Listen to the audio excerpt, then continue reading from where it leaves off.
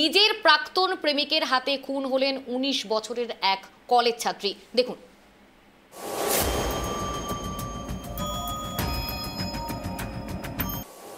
নদিয়া জেলার কৃষ্ণনগরে মর্মান্তিক ঘটনা। ১৯ বছর বয়সী কলেজ ছাত্রী ঈশিতা মল্লিকের রহস্যময় মৃত্যুর ঘটনায় চাঞ্চল্য ছড়িয়েছে গোটা এলাকায়। প্রেম সম্পর্কের টানাপোড়েন, পরিবারের আপত্তি এবং এক মনস্তাত্ত্বিক জটিলতা, এই সব মিলিয়ে রক্তাক্ত পরিণতি হলো এক তরতাজা জীবনের।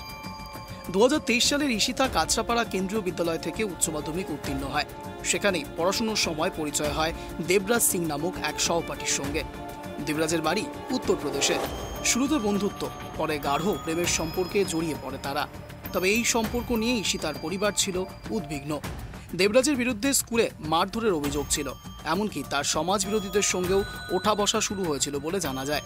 এই কারণেই ঈশিতার মা কুসুম মল্লিক সম্পর্ক থেকে মেয়েকে দূরে সরিয়ে আনেন। উচ্চ মাধ্যমিক পাশ করবার পর কৃষ্ণনগরে নিজেদের বাড়িতে নিয়ে আসেন ঈশিতাকে, যাতে দেবরাজের সঙ্গে আর যোগাযোগ না থাকে। কিন্তু প্রেমিক দেবরাজ থেমে থাকেনি। ২৫শে আগস্ট সোমবার দুপুর ২টো নাগাদ দেবরাজ সিং এসে হাজির হয় কৃষ্ণনগরের মানিকপাড়ার বাড়িতে। তখন ঈশিতার মা ছিলেন বাইরে, ছেলেকে স্কুল থেকে আনতে গিয়েছিলেন। বাড়িতে ছিল শুধু দাদু ও ঈশিতা। মা কুসুম মল্লিক বাড়ি ফিরে সিঁড়ি পেয়ে উঠতেই বারান্দায় দেখতে পান দেবরাজকে।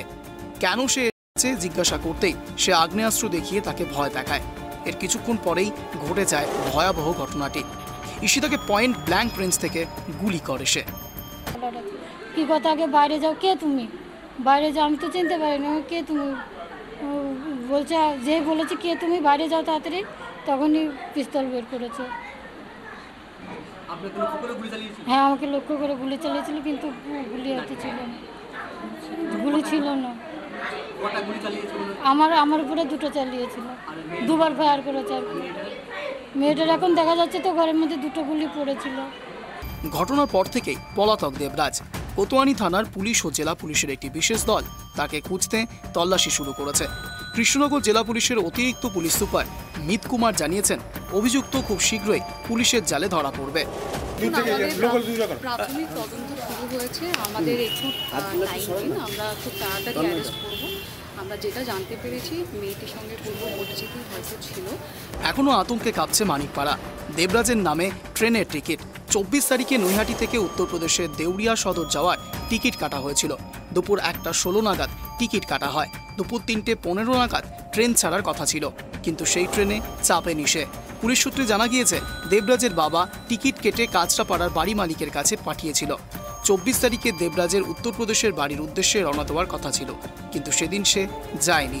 ২৫ তারিখে কৃষ্ণনগর এসে ছাত্রীকে খুন করে। খুন করার পর ট্রেনে চেপে উত্তরপ্রদেশে পালিয়ে গা ঢাকা দিয়ে থাকতে পারে বলে অনুমান পুলিশের। ইতিমধ্যে উত্তরপ্রদেশে রওনা দিয়েছে পুলিশের একটি দল। মঙ্গলবার ময়নাতদন্তের পর মৃতদেহ হস্তান্তর করা হবে পরিবারকে। শোকস্তব্ধ পরিবার, স্তব্ধ গোটা কৃষ্ণনগর। নদিয়া থেকে অভিজিৎ লুইসের রিপোর্ট, ট্রাইব টিভি বাংলা।